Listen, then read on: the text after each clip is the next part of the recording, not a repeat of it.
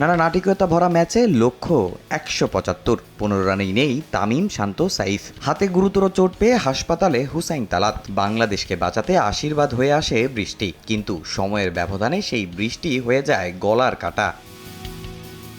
প্রায় ১.৫ ঘন্টা ম্যাচ বন্ধ থাকার পর বৃষ্টি আইনে ৩২ ওভারে বাংলাদেশের সামনে টার্গেট দাঁড়ায় ২৪৩ রান।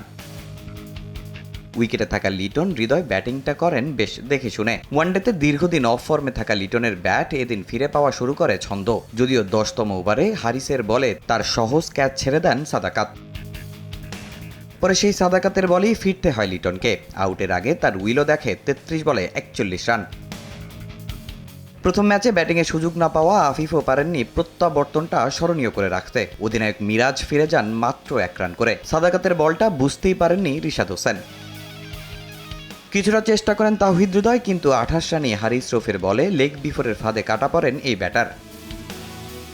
তাসকিন, মুস্তাফিজ, নাহিদরা এরপর কেবল হারের ব্যবধানটাই কমিয়েছেন। ১১৪ রানে অল আউট বাংলাদেশ, হার ১২৮ রানের। সঙ্গে টাইগারদের বেড়েছে সিরিজ জয়ের অপেক্ষা। এর আগে মিরাজের টসে জিতে ফিল্ডিং নেয়ার সিদ্ধান্তকে ভুল প্রমাণ করে পাকিস্তান। অভিষেক ম্যাচে ফ্লপ ওপেনার সাদাকাতের আগ্রাসী ব্যাটিংয়ের সামনে এদিন পাত্তাই পেলেন না নাহিদ, তাসকিন, মুস্তাফিজরা। পাওয়ার প্লেতেই পাকিস্তানের রান ৮৫। ক্যারিয়ারের প্রথম 50 তুলে নেন সাদাকাত। শাহিবজাদা ফারহান অবশ্য খেলেন বেশ দেখে শুনে। দুজনের ১০৩ রানের জুটি পাকিস্তানকে দেখায় বড় সংগ্রহের স্বপ্ন। তবে ব্যক্তিগত ৭৫ রানে মিরাজ সাদাকাতকে ফেরালে বেশিক্ষণ টিকতে পারেননি ফারহানও। এদিনও ব্যর্থ শামিল হোসেন।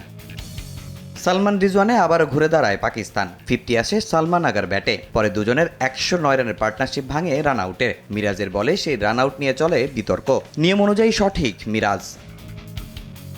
এই ব্রেক থ্রুতে সফল বাংলাদেশ। পরের বলই মিরাজের শিকার ৪৩ রান করা রিজওয়ান।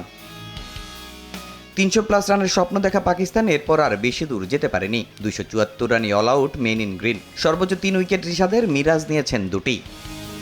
তামিম হোসেন, সময় সংবাদ, ঢাকা।